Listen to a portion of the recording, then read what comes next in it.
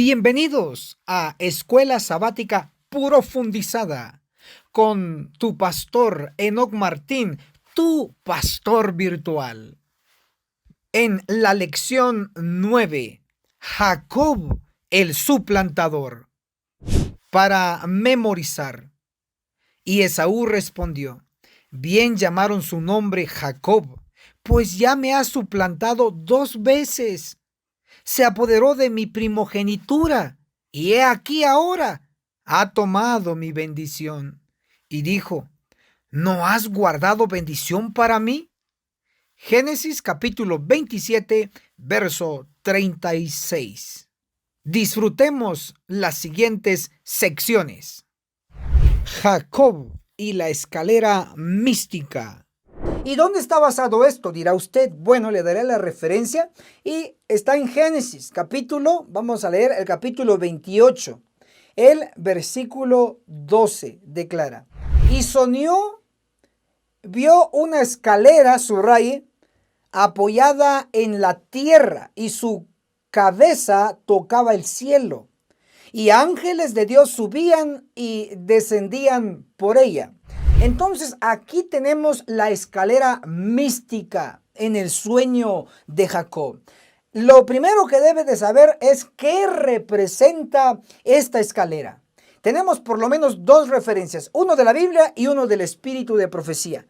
La primera, vamos a dirigirnos a San Juan capítulo 1, el versículo 51, declara así: y agregó: os aseguro de que de aquí en adelante veréis el cielo abierto y los ángeles de Dios que suben y descienden sobre el Hijo del Hombre. El texto que leímos en Génesis nos indicaba que sobre la escalera que tuvo el sueño Jacob, sobre esa escalera, ángeles subían y bajaban. Y luego Cristo interpreta que en lugar de decir que ángeles van a subir y bajar sobre esa escalera, dice que van a subir y bajar sobre el Hijo del Hombre. ¿Y quién es el Hijo del Hombre? Es Cristo. Entonces la escalera viene representando a Cristo. Ahora, ¿qué es lo que ilustró Cristo aquí? Una unión. Recuérdese que el texto decía en Génesis, porque ya lo leímos, que tocaba la tierra y la otra parte superior tocaba el cielo. Entonces hay una unión entre la tierra y el cielo. ¿A través de quién? A través de la escalera. ¿Y quién representa la escalera? Cristo. ¡Qué maravilloso! Ok, pero tenemos que descifrar otros elementos que Génesis nos describe.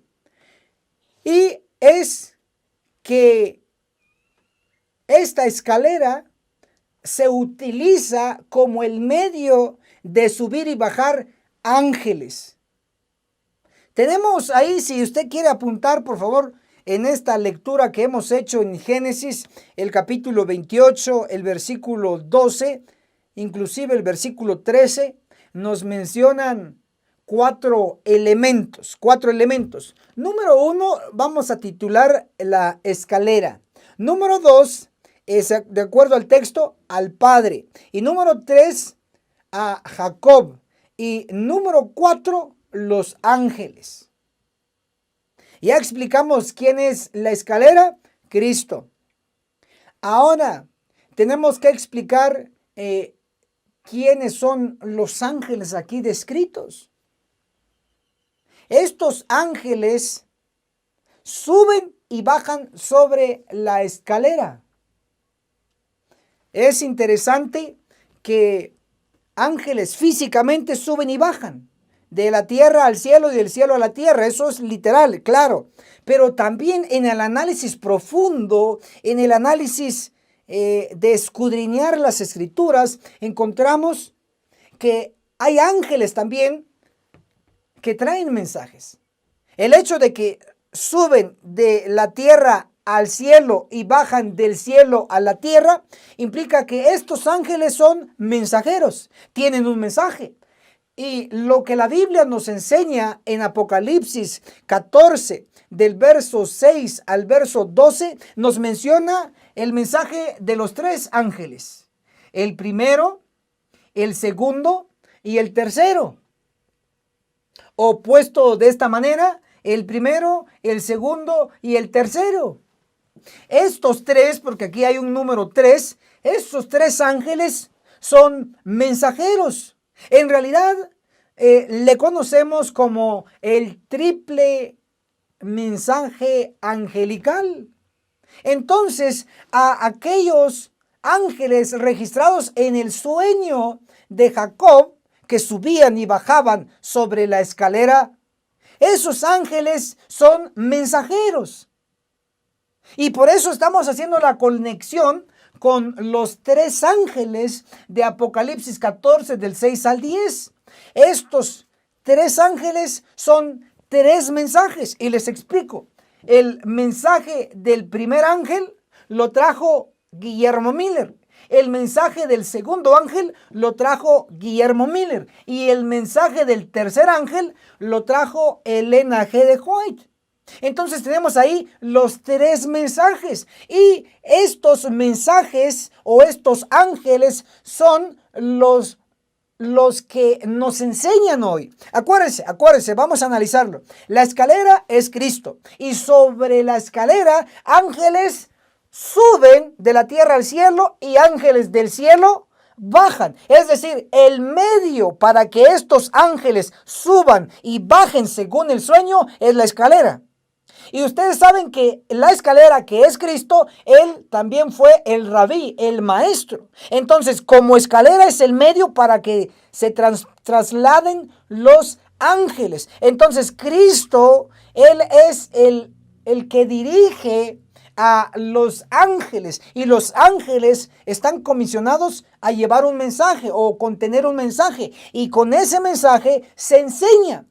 Puesto de manera sintetizada o resumida, la escalera que es Cristo, Cristo mismo, a través de los ángeles que suben y bajan, Cristo enseña, porque Él es el gran maestro. Entonces tenemos en este caso el mensaje del primero, segundo y tercer ángel, que es Cristo enseñándonos a través de ellos. Pero todo no termina ahí. Luego tenemos en Apocalipsis el capítulo 18, el versículo 1, que desciende del cielo un ángel más y que alumbra toda la tierra. Y aquí lo tenemos, Apocalipsis 18, 1. Está la tierra y está el ángel que desciende. Entonces, si sumamos el mensaje del primer ángel, el mensaje del segundo ángel, el mensaje del tercer ángel y el mensaje del cuarto ángel, estos 4 ángeles unidos son un mensaje poderoso, primero para la iglesia y segundo para el mundo. A través de estos 4 ángeles, Cristo, la escalera, nos está enseñando un mensaje de vida y de muerte que muchos ni siquiera conocen. Pero hoy por hoy quiero llamar su atención a la importancia de estos 4 ángeles. Ahora, voy a leer lo que nos dice el espíritu de profecía para que haga la conexión. En Primeros Escritos, hablando del fuerte pregón, Primeros Escritos, página 277, el capítulo se llama El fuerte clamor. Dice así: después vi otro ángel poderoso al que se le ordenó que bajase a la tierra y uniese su voz a la del tercer ángel para dar fuerza y vigor a su mensaje. Ahora, interesante entonces que tenemos el ángel de Apocalipsis 18:1 que desciende del cielo a la tierra, pero la voz de este ángel se une con la voz del tercero. Tienen que entender esta parte. El mensaje del primer ángel es seguido por el mensaje del segundo ángel, es decir, se unen. Y luego el mensaje del segundo ángel es seguido por el mensaje del tercer ángel. Al final, estos 3 se convierten en uno. Y como ya son un solo mensaje, el mensaje de Apocalipsis 18:1, el ángel que desciende, dice que une su voz con la del tercero. Al unir este ángel, que le llamaríamos el cuarto ángel, así le llama la hermana Elena de White, aunque no lo ha estudiado usted, así es. Este es el cuarto ángel, el de Apocalipsis 18:1, se une con el tercero. Entonces, al unirse con el tercero, en realidad se une con los 3. Entonces, la voz de 4 ángeles son lo que van a provocar lo que hoy conocemos como el fuerte clamor o el fuerte pregón. Por eso va a ser tan fuerte, porque van a ser 4 voces, la del primero, la del segundo, la del tercero y la del cuarto. Pero la unión está entre el cuarto y el tercero, y entonces da fuerza y vigor a su mensaje para abarcar el mundo entero. Pero hoy ni siquiera el pueblo conoce el mensaje del primero, del segundo y del tercero. ¿Cómo va a estar preparado para recibir y aceptar el cuarto ángel? El mensaje del cuarto ángel es el mensaje que siempre les he estado enseñando. Biblia y espíritu de profecía, viene juicio de los vivos, etcétera, etcétera. Entonces, hasta aquí hemos aprendido que los ángeles que suben y bajan sobre la escalera en el sueño de Jacob representan ángeles mensajeros, y estos mensajeros están registrados específicamente en Apocalipsis 14 del verso 6 al verso 12. Ahí tenemos los 3 ángeles, y también Apocalipsis 18 versículo 1, ahí tenemos el cuarto ángel, y al final se van a unir. Pero lo interesante es que Dios a través de estos ángeles mantiene una comunicación continua entre la tierra y el cielo. Como Cristo es el gran maestro, utiliza a estos ángeles mensajeros para enseñar.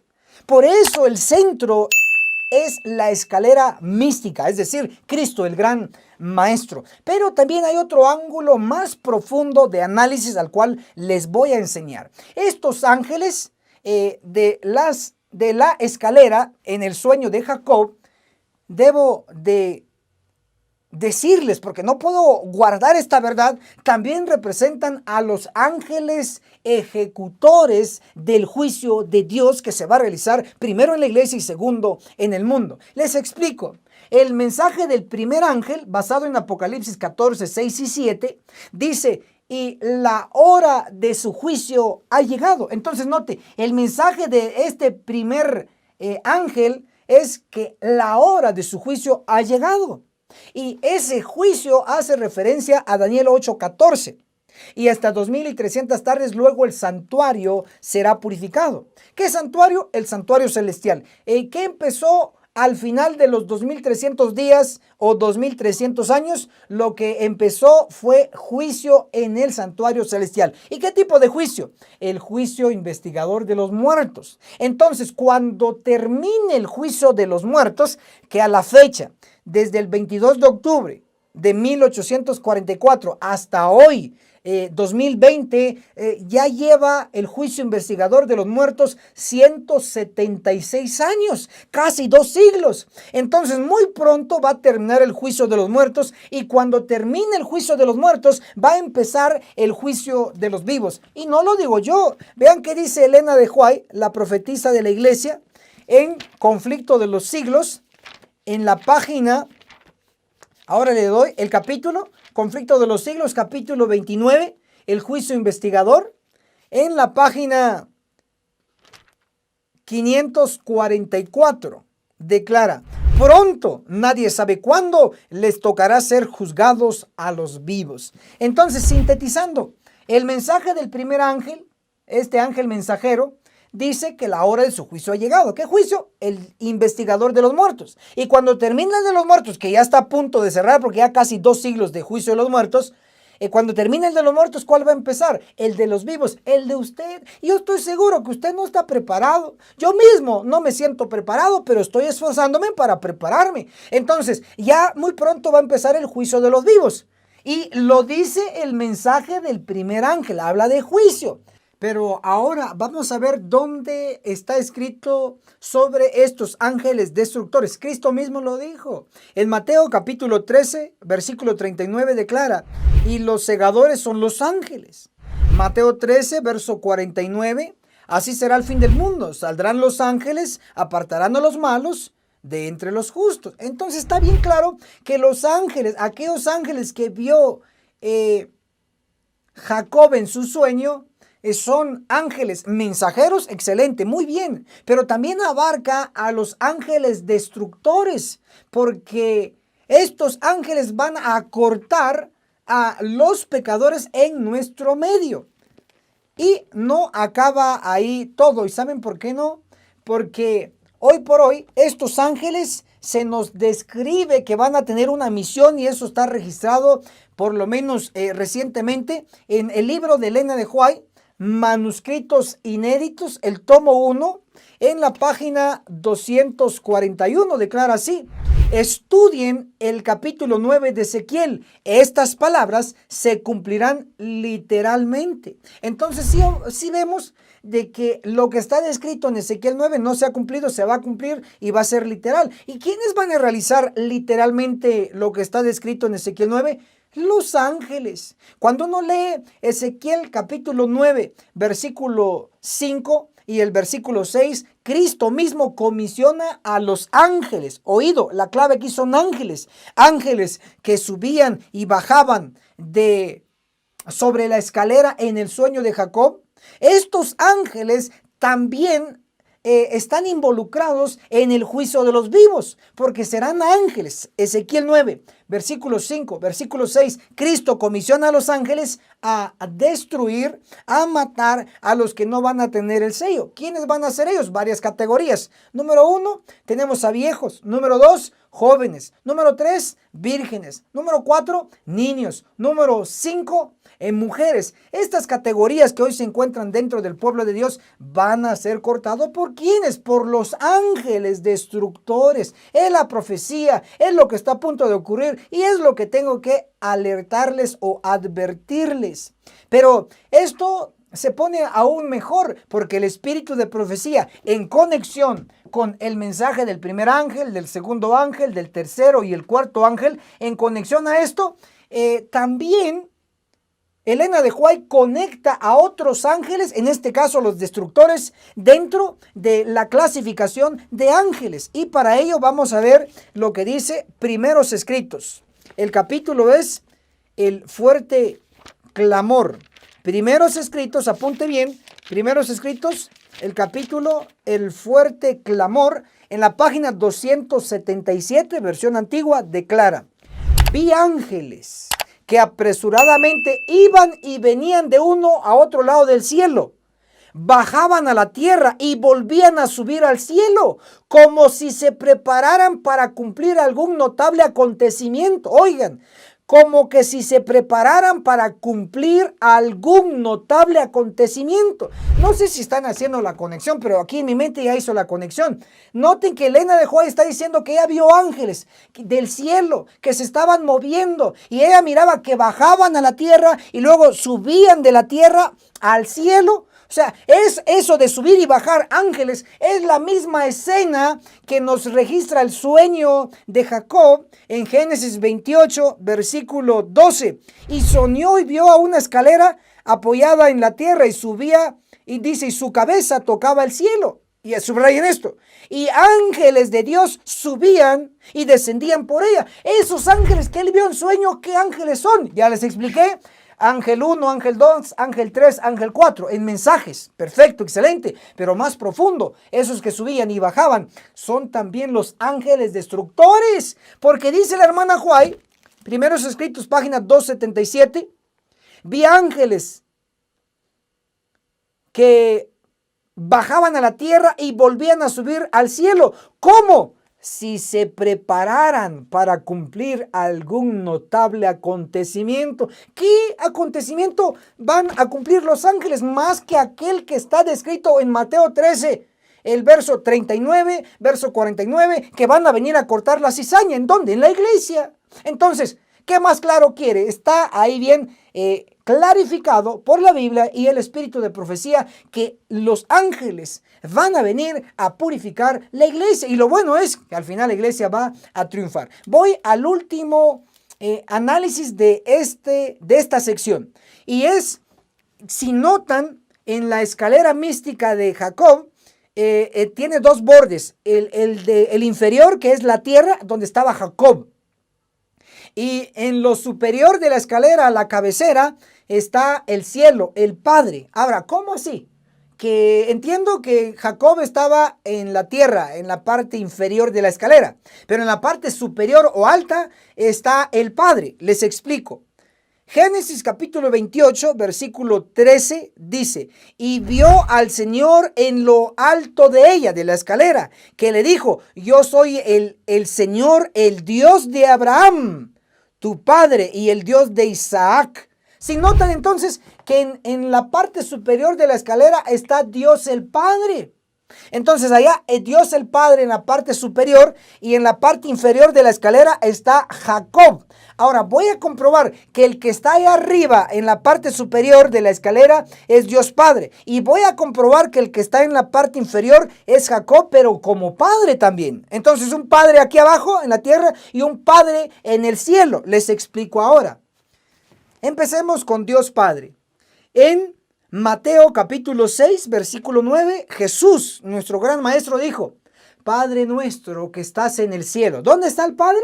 En el cielo. Entonces la parte superior de la escalera representa el cielo. ¿Y quién está en el cielo? El Padre, Dios Padre. ¿Está claro? Ahora, en la parte inferior de la escalera, en la tierra, estaba Jacob en el sueño. Entonces ahí Jacob... posteriormente usted sabe que la Biblia enseña que Dios le cambió el nombre de Jacob a Israel. Y de Israel, este personaje, él tuvo 12 hijos. Y lo puede ver en Génesis capítulo 35, del verso 23 al verso 26. Repito, Génesis 35, del verso 23 al verso 26, encontramos a los 12 hijos varones de Israel o de Jacob.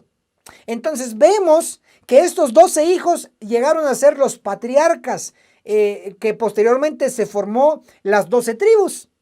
Entonces puedo decir que el Jacob, el personaje que se llamó luego Israel, él estaba al pie o en la parte inferior de la escalera. Jacob llegó a ser padre de las 12 tribus. Entonces, si notan, la escalera, Cristo, a la parte superior está Dios el Padre en el cielo, pero en la parte inferior está Israel, padre de las 12 tribus. Ahora, ¿qué quiere ver? ¿Qué quiere enseñarnos aquí este sueño? Bueno, debe de saber que este sueño es de la misma categoría que el sueño que tuvo Nabucodonosor allá en Daniel capítulo 2. Vamos a ver si lo localizamos aquí. Y aquí lo tenemos. Entonces noten, observen, por favor. Tenemos el sueño de Daniel capítulo 2, es Nabucodonosor, aquí está el rey, él teniendo el sueño, vio una estatua, cabeza de oro, el resto de pechos y brazos de plata, el vientre y muslos de bronce, las dos piernas de hierro y el mundo presente en la parte final tenemos hierro mezclado con barro cocido, el mundo presente. Si notan que este sueño lo tuvo Nabucodonosor y según la Biblia, sí, según la Biblia, y les voy a dar la referencia, según la Biblia, en Daniel 2, versículo 1, se describe este sueño, o sea que él tuvo un sueño, menciona la palabra sueño, Daniel 2:1. Y luego en Daniel capítulo 2, la Biblia, el versículo 28 dice, lo que ha de suceder en los últimos días. Es cierto, entonces, Nabucodonosor en el pasado tuvo un sueño. Y ese sueño fue la estatua aquí, como ya la describí. Entonces, este sueño dice la Biblia, en Daniel 2, el versículo 28, que este sueño era para los últimos días. Excelente. Ahora, el mismo sueño, o es decir, la misma categoría de sueño de Nabucodonosor es la misma categoría de sueño de Jacob. A ver. Yo sé que este tema siempre lo han predicado muy sencillo, pero hoy se está asustando porque esto está profundo. Lo entiendo, porque ya sabe que yo profundizo. Puesto que el sueño de Nabucodonosor y el de Jacob son de la misma categoría y el sueño de Nabucodonosor se aplica para los últimos días, como ya lo hemos leído, de igual manera el sueño de Jacob también se aplica para los últimos días o nuestro tiempo. Y les explico que estando Jacob, el padre de las 12 tribus, al pie de la escalera y estando el padre en la cabecera o en la parte alta de la escalera, estando allí el padre, entonces hay una conexión entre la tierra y una conexión entre el cielo. Ahora, ¿qué los conecta tanto la tierra como el cielo? Los conecta la escalera. ¿Y quién es la escalera? Cristo, excelente. Entonces, aquí está hablando de una unión completa, de una unión perfecta entre la tierra y entre el cielo. ¿Y quién hace la unión perfecta? Cristo. Pero esta unión perfecta entre Jacob, el padre de las 12 tribus, y entre el cielo, aún no se ha realizado. Eso todavía está en futuro, porque seamos realistas, las 12 tribus que vinieron de Jacob, las 12 tribus, en lugar de estar en unión perfecta con Dios en el cielo, estaban en desunión, porque empezaron a hacer ídolos, a idolatrar a Baal, etcétera, a hacer prácticas de los cananeos, de los paganos. Claro, no estaban con una conexión perfecta entre la tierra y el cielo, porque estaban lejos, estaban en pecado. Y hasta el momento el Israel moderno, que es la iglesia adventista del séptimo día, tampoco ha logrado una perfección completa entre la tierra y el cielo, representado en el sueño de Jacob, estando al pie de la escalera, y el padre estando en la cabecera en el cielo. Qué interesante, todavía no se ha logrado eso. Por lo tanto, este sueño todavía está en el futuro, su cumplimiento. Debe haber una conexión completa entre la tierra y el cielo, y solamente se va a lograr, no se logró con las 12 tribus del pasado que vinieron de Jacob, sino que se va a lograr con las 12 tribus de nuestro tiempo, de el tiempo del fin. ¿Quiénes son ellos? Entonces tengo que determinar que Apocalipsis, sí, Apocalipsis, el capítulo 7, el versículo 3 nos habla de siervos de Dios que van a ser sellados. Apocalipsis 7, versículo 4 nos dice cuánto es ese número. Dice que son 144,000 sellados de todas las tribus de Israel. ¿Sí notan? Si son de todas las tribus de los hijos de Israel, significa que el Padre es Israel, el que estaba al pie de la escalera. Y hoy con estas tribus, con estos israelitas que van a ser sellados, debe haber una conexión perfecta con el cielo. Ahora observen esto, tal vez ya se están asustando y dicen, pero israelitas, bueno, déjenme explicarles. El Israel de hoy es la iglesia adventista del séptimo día. Cuando digo israelitas de hoy, estoy hablando de adventistas del séptimo día.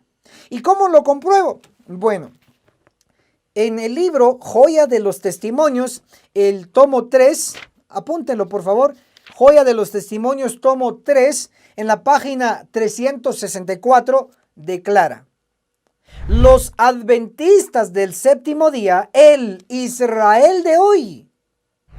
Ahí está claro. Entonces, el Israel de hoy son la iglesia adventista del séptimo día. La profecía señala que van a haber 144,000 de los hijos de Israel. Interpretado sería, van a ser 144,000 israelitas modernos, adventistas del séptimo día, que guardamos y defendemos la ley de Dios. Entonces, hasta aquí vemos que no hubo una unión completa o perfecta entre la tierra y el cielo en el pasado con las 12 tribus del Israel antiguo. No se logró esa unión perfecta, como lo señalaba el sueño de Jacob, él estando al pie de la escalera y el Padre en el cielo al extremo superior de la escalera. No ha habido en ningún momento una conexión perfecta entre la tierra y el cielo con todo su pueblo, pero eso entonces está en un futuro muy cercano. ¿Y quiénes lo van a lograr? Las tribus de hoy, es decir, la iglesia adventista, es decir, los sellados de hoy son los que van a lograr esa unión perfecta. ¿Y quiénes son ellos? Los 144,000. Cuando lleguen a existencia los 144,000, ellos sí van a estar conectados completamente entre la tierra y el cielo. Ahora, concluyo en su mente que este número es tan especial que la propia cofundadora Elena G. de White de la Iglesia Adventista del Séptimo Día declaró al comienzo del movimiento.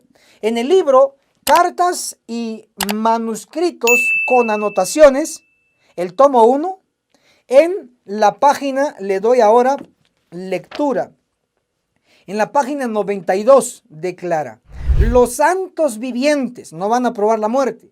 Los santos vivientes, 144,000 en número, reconocen y entienden la voz. Ella recibió en su primera visión el número 144,000 adventistas del séptimo día que van a ser sellados, y ellos sí van a lograr esa conexión perfecta y completa entre la tierra y el cielo.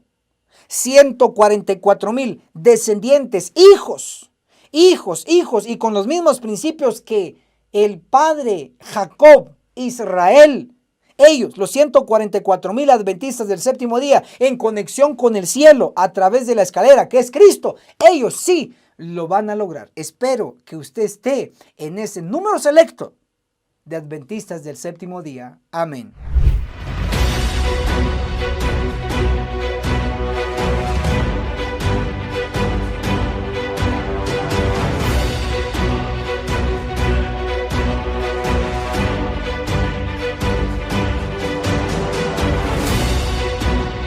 Escuchas Radio Reino.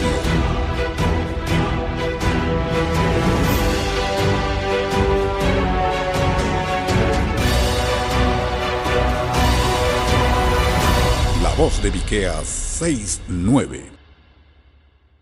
Jacob y Esaú, símbolo de los carnívoros. Para ello vamos a leer lo que la Biblia nos menciona en Génesis capítulo 25 y habla del personaje Esaú. Génesis 25, el versículo 30 nos menciona: Esaú fue llamado también Edom. Sí, notamos entonces que aquí en este texto se menciona a Esaú. Esaú fue llamado Edom. Y lo que significa este nombre hebreo es rojo. Ahora, es interesante que Esaú, su nombre es rojo. Vean que es un cambio. Pero también podemos llamar su atención que Esaú nació de piel roja, era rojo. Y para ello podemos citar Génesis capítulo 25, el versículo 25. Pero en la mayoría de versiones en español dice: y el primero salió rubio. Y luego se dice que lo llamaron Esaú, rubio. Pero en el original hebreo, en la versión en inglés llamada King James, la que utilizó Elena de White para el espíritu de profecía, no dice así. Génesis 25:25 dice: y el primero salió rojo. Así dice la King James en inglés. Pero hay una versión en español que se llama la Biblia de las Américas. Génesis 25:25 lo cita así: salió el primero rojizo. ¿Sí notan? Entonces, hay suficiente evidencia para mostrar que Esaú era de piel roja. Nació rojo. Pero no fue porque nació rojo es que se le cambió el nombre de Esaú a Edom, que Edom significa rojo. No, sino que porque él vendió su primogenitura por un plato, un guiso rojo. Vamos a darle lectura. Génesis capítulo 25, el versículo 30. Y dijo a Jacob: te ruego que me des de comer de ese guiso rojo, pues estoy muy cansado. Por eso Esaú fue llamado también Edom, que significa rojo. Entonces, ¿sí notan por qué se le dio el nombre de Edom, que es rojo, que significa rojo? Porque vendió su primogenitura por un plato de guiso rojo. ¿Qué significa esto? Lo que significa es que Esaú no respetaba y no tenía el dominio de la reforma pro salud de su tiempo. No controló su apetito. Él dice: estoy que me muero de hambre. Ninguno que se está muriendo puede comer como él comió. Así de sencillo. Ahora vamos a ver qué dice el espíritu de profecía en Patriarcas y Profetas. En el capítulo 16, Jacob y Esaú, en la página 180 y 181. Doy lectura. Esaú profano representa a aquellos que menosprecian la redención. Entonces Esaú es un símbolo de un grupo de personas. Leo la página 181. Como Esaú exclaman, comamos y bebamos que mañana moriremos. Primera de Corintios 15, el verso 32.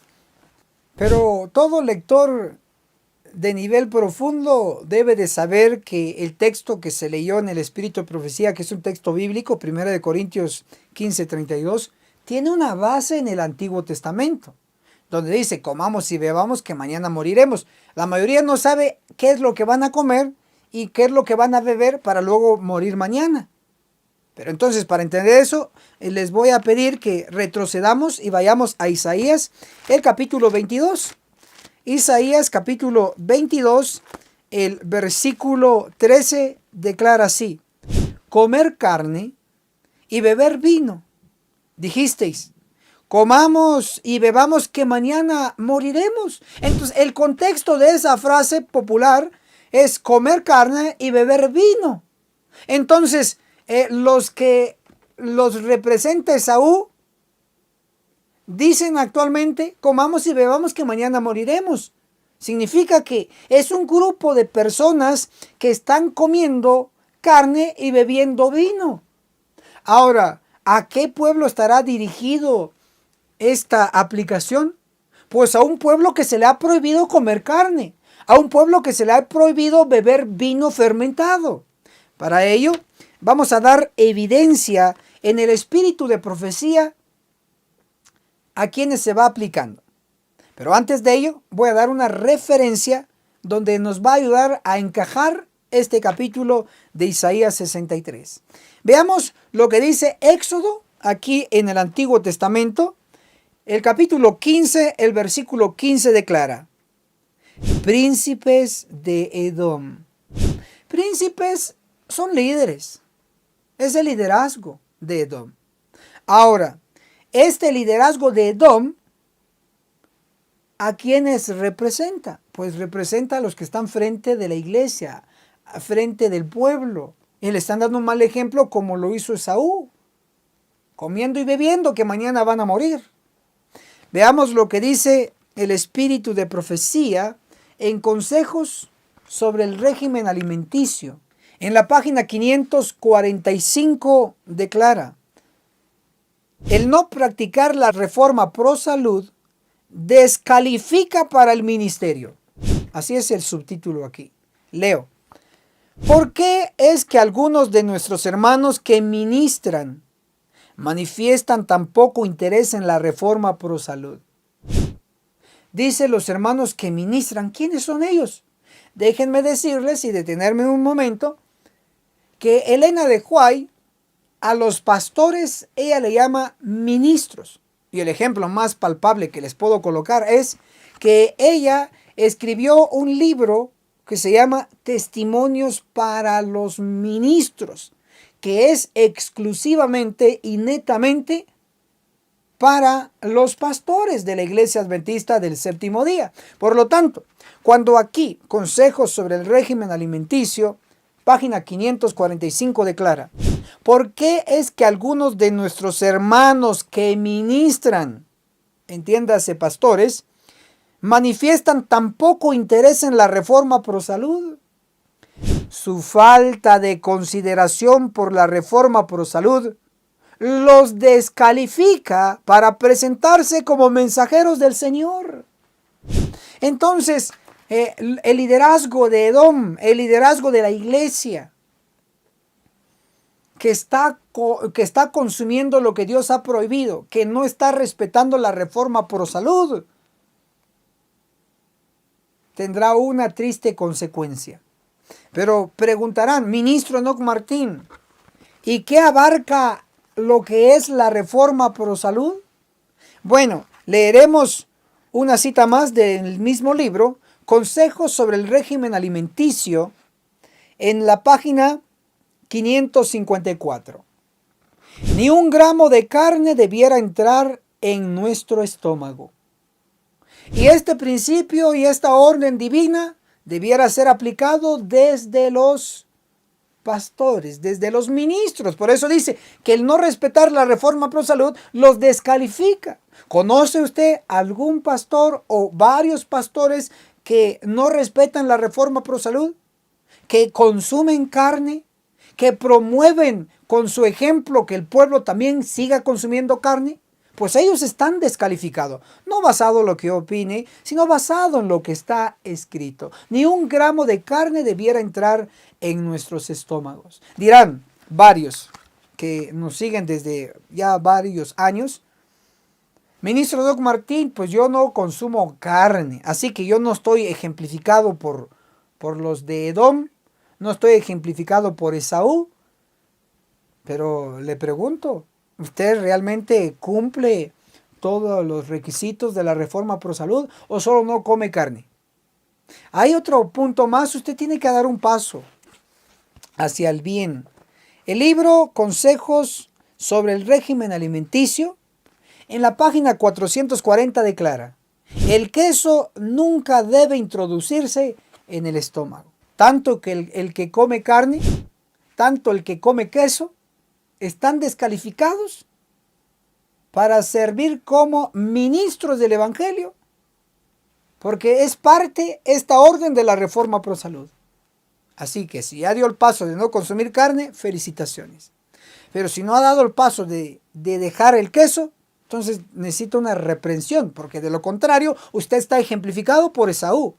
Usted está ejemplificado por los edomitas, por los que no respetan la reforma pro salud. Pero sé que hay muchos que desde hoy en adelante van a hacer el cambio de dieta. Por favor, ahí en los comentarios escriban: ministro Doc Martín, desde hoy en adelante dejaré la carne, dejaré el queso, ya no quiero ser representado por Esaú y no quiero estar entre los edomitas que no respetan la reforma pro salud.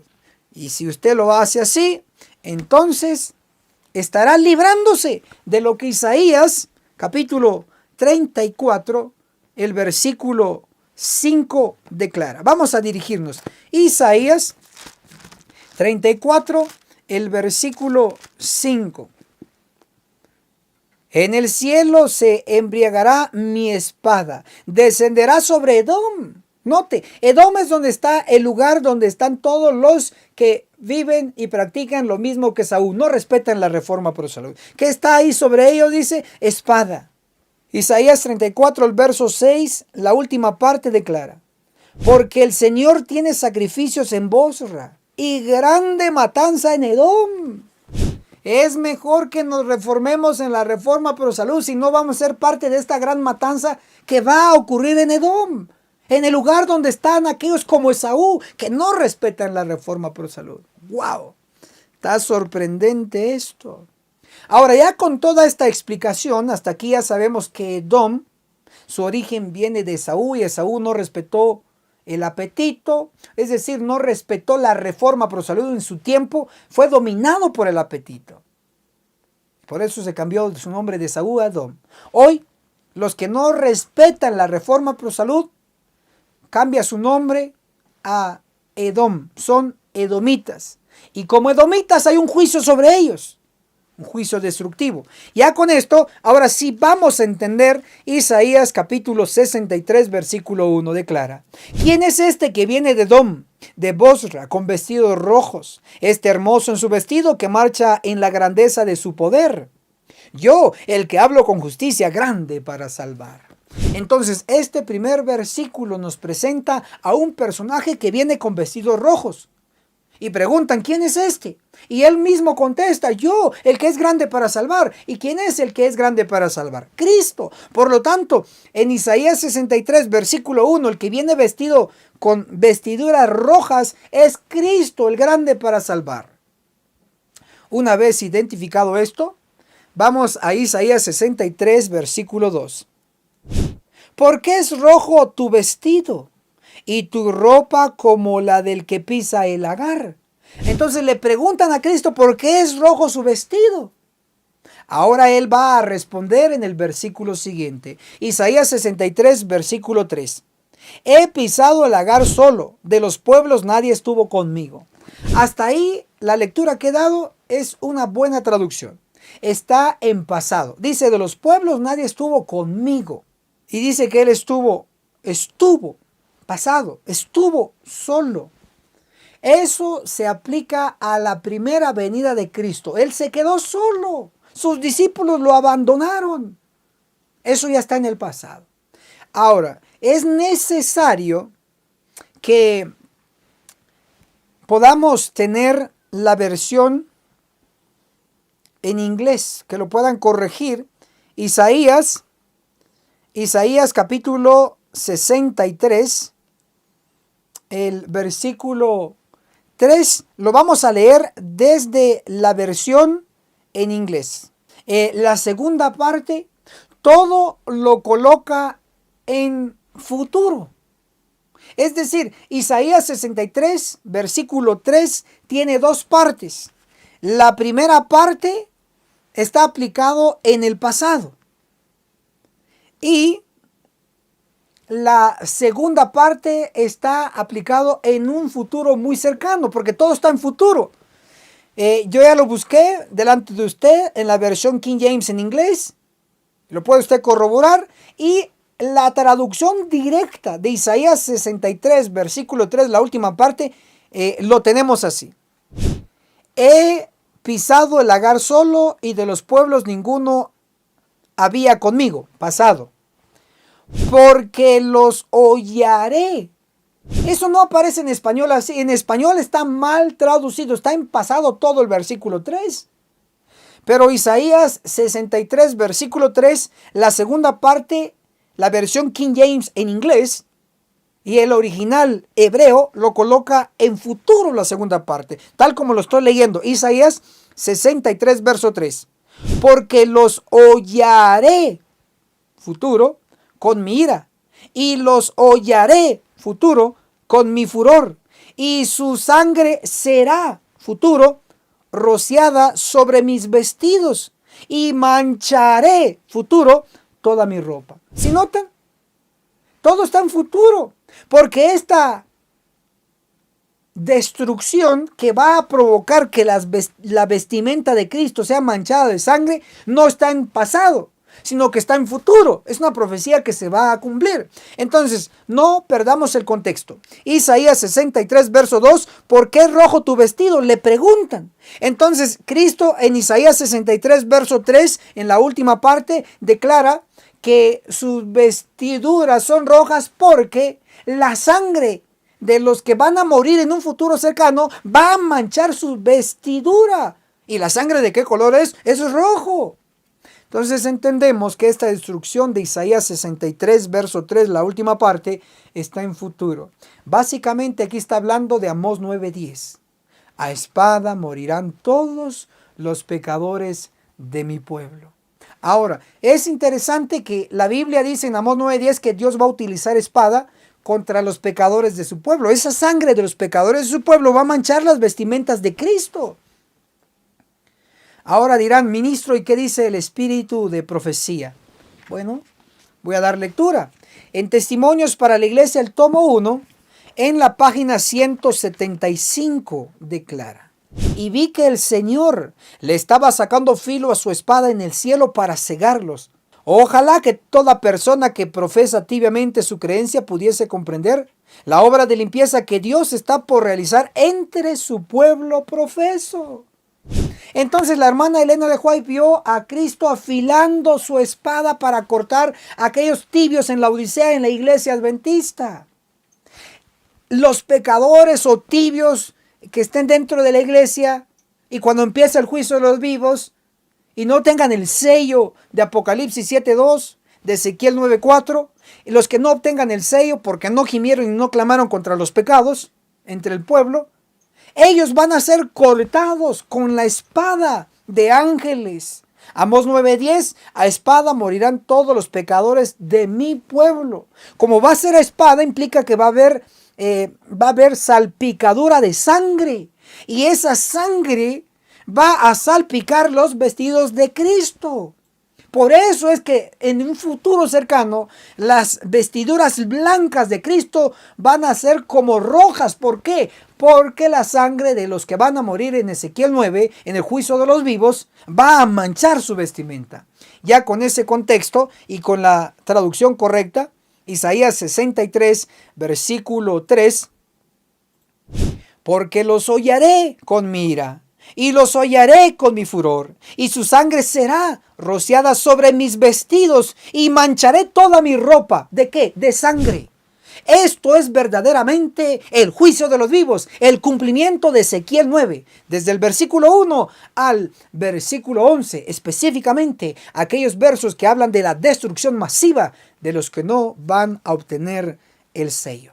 Y para cerrar, Isaías 63, versículo 4 declara: porque el día de la venganza está en mi corazón, dice Cristo, y ha llegado el año de mis redimidos. Es cierto, van a morir muchos, y la sangre de ellos va a manchar la vestimenta de Cristo, pero van a haber redimidos. Estos redimidos en Apocalipsis 7:3 se les llama los siervos de Dios.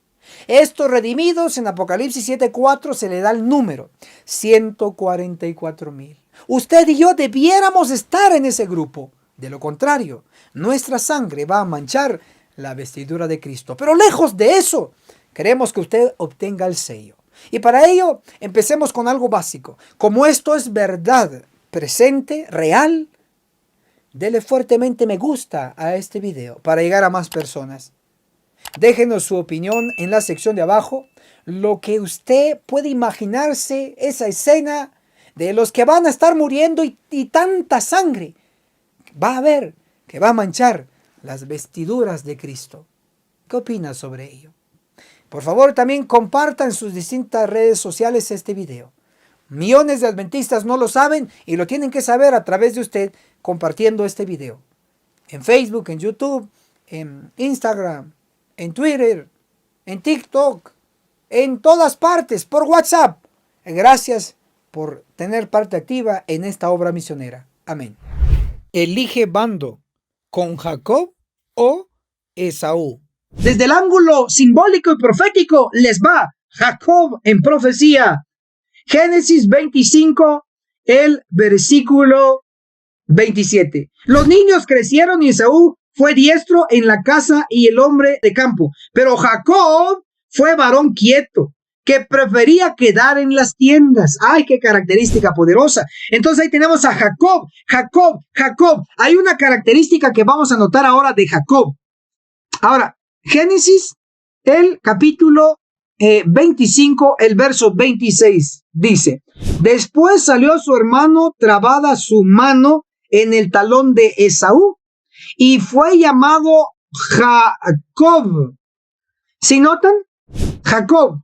Miren, para que noten el contraste, Esaú era color rojo. Esaú era velludo. Ahora, Jacob fue todo lo opuesto. Jacob no era rojo. Jacob no era velludo. Es decir, no era llamado al liderazgo por naturaleza. No era velludo. Ahora, lo que indica es lo siguiente, que Esaú representa a los líderes y Jacob representa a los laicos, al pueblo. Pero si los líderes no están haciendo su trabajo, entonces tiene que venir el pueblo a hacer el trabajo de los líderes. He puesto en el simbolismo, si Jacob no acepta hacer en el simbolismo, si Esaú no acepta hacer su trabajo, Jacob va a venir a hacer el trabajo. Ojo. Si Esaú no hace su trabajo, Jacob va a venir a hacer el trabajo. Si los pastores de la iglesia adventista no hacen su trabajo, el pueblo, los laicos, vamos a venir a hacer el trabajo. Y estamos haciendo el trabajo. Muy bien. Ahora, vamos a analizar a Jacob. Jacob es un nombre hebreo y significa engañador. Escriban entonces, por favor, Jacob igual engañador. O sea, Jacob significa engañador. Ahora, pudiéramos entrar en un debate. ¿Quién era pecador? Esaú o Jacob. Y vamos a determinar que los dos eran pecadores. Entonces, ¿por qué decimos que uno sí era bueno y el otro era malo si los dos eran pecadores? Bueno, les explico. Esaú decidió seguir pecando. Jacob sí fue engañador, cometió ese error, cometió ese pecado, engañó a su padre, haciéndose pasar por Esaú para recibir la bendición. Era engañador. Y lo que uno hace, lo paga. Luego Jacob fue engañado por su suegro Labán repetidas veces al cambiarle su salario. Entonces, Jacob era engañador, por lo tanto era un pecador. Entonces, ¿en qué radicaba la diferencia entre Esaú y Jacob? Si los dos eran pecadores, la diferencia radicó en que Esaú no se arrepintió verdaderamente por su pecado. Pero Jacob sí fue pecador, sí fue engañador, pero se arrepintió con lágrimas. Yo quiero estar en el lado de Jacob, no en el lado de Esaú. Arrepentirme en lágrimas y servir al Señor como nunca antes. Con todo, vamos con todo. Entonces, ahora, ya hasta aquí vamos a decir que Jacob, puesto que no era rojo, puesto que no era velludo, símbolo de liderazgo, símbolo de fuerza, significa entonces que Jacob representa al pueblo común, al pueblo cotidiano, al pueblo raso. Entonces van a colocar ahí Jacob igual el pueblo. Entonces Jacob es un símbolo del pueblo de Dios. Ahora, dicho esto, les voy a dar una cita del espíritu de profecía que nos va a resumir lo que Génesis capítulo 25, el versículo 22 dice: y los hijos se combatían dentro de ella. Significa que dentro de Rebeca, símbolo de la iglesia, estaba Esaú y estaba Jacob. O sea, que Esaú y Jacob usted no lo va a encontrar en la iglesia bautista, Esaú y Jacob usted no lo va a encontrar en la iglesia católica, Esaú y Jacob usted no lo va a encontrar en la iglesia presbiteriana, etcétera, no los va a encontrar, sino que a Esaú y a Jacob solo los va a encontrar en una sola mujer, en una sola iglesia, y es la iglesia adventista del séptimo día. ¿Por qué? Porque estos dos se combatían, es decir, se estaban peleando. Esaú y Jacob como niñitos se estaban peleando dentro de Rebeca. Y según la interpretación de Génesis 25, versículo 23, dice: y el Señor respondió: 2 naciones hay en tu seno, 2 pueblos serán divididos desde tus entrañas, 2 pueblos. Entonces, Esaú representa a un pueblo, Jacob representa a otro pueblo. Por lo tanto, por eso les decía que Jacob representa al pueblo fiel, al pueblo que se arrepiente, a ese pueblo. Por eso decía que escribieran Jacob igual pueblo. Porque Génesis capítulo 25, verso 23 dice: 2 pueblos serán divididos dentro de tus entrañas. Entonces Jacob representa un pueblo. Dicho eso, entonces vamos a ver que Jacob representa a los líderes, que es parte también del pueblo, pero es el liderazgo el que manda. Entonces Esaú representa a los líderes corruptos, a los líderes inconversos dentro de la iglesia adventista. Esaú representa a los líderes que siguen pecando y no se arrepienten, a esos líderes. Y ahora Jacob representa a el pueblo que, aunque son pecadores, se arrepienten. Esa es la marcada diferencia. Ahí se arrepienten, se dan cuenta de su pecado y lloran. Ahí estamos. Ahora, estos dos grupos, Esaú y Jacob, la Biblia y el espíritu de profecía habla de ellos. Miren bajo qué lenguaje habla la hermana Elena de White de Esaú y de Jacob. Para ello vamos a leer testimonios para los ministros, para los pastores, en la página 46. Dice: hay 2 influencias opositoras que se ejercen continuamente sobre los miembros de la iglesia. ¿Cuántas influencias? 2 influencias. Escriban ahí: 2 influencias igual iglesia. O iglesia igual 2 influencias. Mejor así. Iglesia igual 2 influencias. Lo que significa es que dentro de la iglesia adventista hay 2 tipos de personas. Según nuestro estudio, unos por Esaú y otros por Jacob. 2 influencias. Entonces escriba, iglesia igual, dos influencias. Sigo leyendo, testimonios para los ministros, página 46. Una influencia trabaja para la purificación de la iglesia y la otra para la corrupción del pueblo de Dios. Entonces, hermano querido, hermana querida, el espíritu de profecía es muy bien claro. Está diciendo que hay dos tipos de gente en la iglesia adventista del séptimo día y dice qué trabajo hacen. Un grupo de personas dentro de la iglesia adventista trabaja para la purificación de la iglesia y el otro grupo trabaja para la corrupción. Y vean si esto es real o no.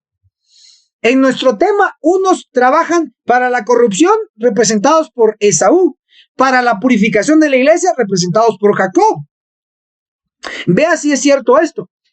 Hay pastores dentro de la iglesia, hay ancianos, hay predicadores dentro de la iglesia que saben que la hermana tiene el pecado del chisme, el pecado del robo, el pecado del adulterio, etc. Hay líderes que saben y conocen secretos de los miembros, pero no dicen nada. Y no predican temas de reprensión. No. Todo bonito, temas bien sencillitos, bien básicos, bien cariñosos. ¿Por qué? Pero no reprenden el pecado. Ese personaje está trabajando para la corrupción de la iglesia. Aquellos que no respetan la reforma por salud y dicen, bueno, hermanos, mañana domingo vamos a reunirnos en tal parque y vamos a hacer una churrasqueada. Vamos a llevar carne, vamos a asar carne. Hermanos, tengan por seguro que este personaje está del lado de la corrupción de la iglesia. Y hay otros que dicen, bueno, hermanos, miren, no se fijen de lo físico. Dios no mira lo físico, Dios ve el corazón. No se estén fijando de la pintura que tiene la hermana aquí, miren, la pintura aquí. No se fijen de eso. No se fijen de las cejas que se cortó la hermanita. No se fijen del cabello corto de la hermanita. No. Dios ve el corazón. No ve lo físico, lo exterior. No. Tengan por seguro que este personaje está trabajando para la corrupción de la iglesia. De repente alguien dice, bueno, hermanos, oren de pie, si quieren acostados. Dios de todos modos los va a escuchar. No, aquellos que están enseñando de rodillas, esos son fanáticos. No. Si hay alguien que dice, oren de pie y necios, tengan por seguro que este está trabajando del lado de la corrupción de la iglesia. Si usted escucha ahí y que dicen, bueno, hermanos, ahí entre la junta de ancianos, hermanos, miren, fíjense, en este mes, en este trimestre entraron muchos diezmos y ofrendas, más de lo que debieron de haber entrado. Dios nos bendijo. Así que, hermanos, vamos a tomar una parte de ese dinero y nos vamos a ir al restaurante de lujo a celebrar que Dios nos bendijo. Eso solo entre pastores y ancianos y se van. Yo he sido testigo ocular y auditivo de que ha ocurrido en estos rumbos. Que cuando les va bien en los recursos de la iglesia que el pueblo ha dado, se van a grandes restaurantes de lujos entre todos los pastores y algunos miembros de iglesia que son riquillos, también los invitan y se van a dar una hartada de carne, hermanos, que no tienen idea. Tengan por seguro que estos están trabajando para la corrupción de la iglesia. Y para aquellos que bautizan a personas que están borrachos, a personas que tienen 2, 3 esposas, a personas que son ladrones, a personas que son orgullosos, a personas que llevan aretes, pinturas, pelo corto, falda, minifalda ahí.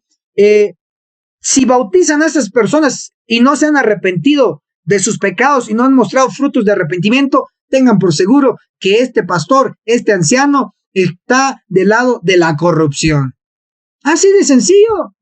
Entonces la hermana Juárez dice en Testimonios para los Ministros, página la que leí, la voy a leer otra vez para que ustedes vean. No, el ministro está criticando.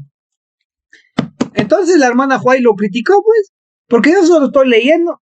Testimonios para Ministros, página 46, dice: hay dos influencias opositoras que se ejercen continuamente en la iglesia. Una influencia trabaja para la purificación de la iglesia y la otra para la corrupción del pueblo de Dios. Entonces, hay muchos hoy adventistas dentro de la iglesia que comen cerdo, toman café, usan pintura en la cara, aretes en las orejas, aquí collares de oro, relojotes aquí de muy lujosos, etcétera, no están convertidos. Estos trabajaron para la corrupción de la iglesia.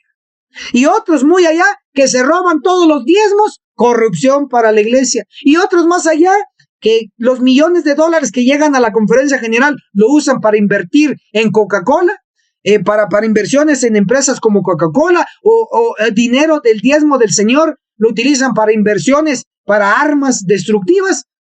Esos por seguro, tómenlo, que están trabajando para la corrupción de la iglesia de Dios. O aquellos que usan los recursos del Señor, que en lugar le pagan para que predique la verdad y lo que predica son payasadas, tengan por seguro que esos están trabajando para la corrupción de Dios dentro de la iglesia. O aquellos que dicen, no, ya no prediques con el espíritu de profecía, con esos libros de esa viejita Elena de White, ya no los uses. Tengan por seguro que ese personaje está trabajando para la corrupción del pueblo de Dios. Pero para el otro lado, los que trabajan para la purificación de la iglesia, aquellos que predican con Biblia y con espíritu de profecía, tengan por seguro que están trabajando para la purificación de la iglesia. Aquellos que predican que antes de bautizar a una persona tienen que mostrar frutos dignos de arrepentimiento. Si antes era borrachito, deja de tomar el licor. 1 mes, 2 meses, 3 meses sin nada y bien reformado, se va a trabajar bien vestidito, frutos de arrepentimiento, estudió todo el curso avanzado del testimonio de Jesús. Tengan por seguro que está listo para ir a su bautismo. Esos están trabajando para la purificación de la iglesia. Tengan por seguro que aquel que enseña que antes del bautismo hay que preparar a la persona con las doctrinas básicas de la iglesia y hay que enseñarles que ahí está Elena de White como profetisa y hay que enseñarles que hay que dar diezmos y ofrendas y hay que enseñarles que viene un juicio de los vivos, bien preparaditos. Tengan por seguro que este personaje está trabajando para la purificación de la iglesia, para Dios. Y aquellos que están predicando hoy el juicio de los vivos, que está a punto de acercarse a la iglesia, que está a punto de terminar ya en el cielo, en el santuario celestial, está a punto de terminar el juicio de los muertos y va a empezar aquí en la tierra, en nuestra iglesia, con nosotros, va a empezar el juicio de los vivos. Si está predicando eso, tengan por seguro que está del lado de los que trabajan para la purificación de la iglesia, del lado de Dios. Aquellos que ayunan, aquellos que promueven la oración, tengan por seguro que están del lado trabajando para la purificación de la iglesia. Aquellos que defienden la reforma pro salud, que ya no más carne, ya no más queso, ya no más leche, ya no más huevos, ya no más canela, ya no más clavitos de olor como condimentos, tengan por seguro que están trabajando del lado de la purificación de la iglesia, porque se están preparando su estómago para vivir con los ángeles. Y aquellos que promovemos la reforma en la vestimenta, tengan por seguro, estamos trabajando en favor de los que purifican la iglesia, trabajando en favor de la purificación de la iglesia. Tengan por seguro que aquellos que declaran pública, privadamente, los pecados en la iglesia como abominaciones, tengan seguro que están cumpliendo Ezequiel 8, declarando las abominaciones. Tengan por seguro que están cumpliendo la orden del mandato divino de gemir y clamar contra las abominaciones. Están cumpliendo con Isaías 58:1. Alza tu voz en cuello, anuncia a mi pueblo su rebelión y a la casa de Jacob su pecado. Todos aquellos que denuncian públicamente o privadamente los pecados de la iglesia, tengan por seguro que están trabajando para la purificación de la iglesia, porque no están a favor de los pecados. En síntesis diremos, hoy usted va a decidir ser representado por Esaú, un carnívoro, un personaje que no le gustaba ayunar y atacaba el ayuno, esté por ahí por los de Esaú. Está a favor del pecado, está con Esaú. Y si usted está a favor de ayunos, de oración, está con los de Jacob. Usted está a favor de la reforma pro salud, está con los de Jacob. Usted está de acuerdo de reprender el pecado, está con los de Jacob. Usted está de acuerdo que somos pecadores, está con los de Jacob. Usted está de acuerdo que no merecemos ser siervos de Dios, pero en su misericordia nos usa, está con Jacob. ¿Está usted de acuerdo que viene un juicio de los vivos y que va a purificar la iglesia? Está con los de Jacob. Usted está enseñando que van a quedar sobrevivientes 144,000 sellados, está con los de Jacob. Usted elige, hermano y hermana.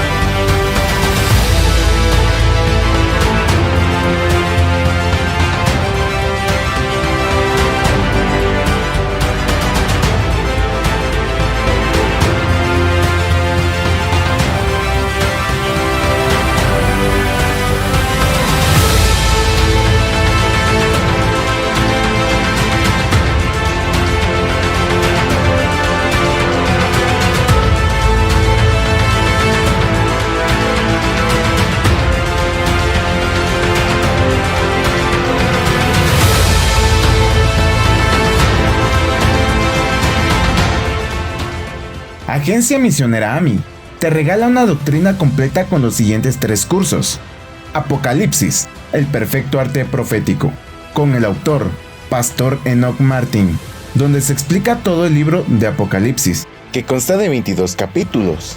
Daniel, el perfecto arte profético, donde explicamos capítulo por capítulo de dicho libro profético.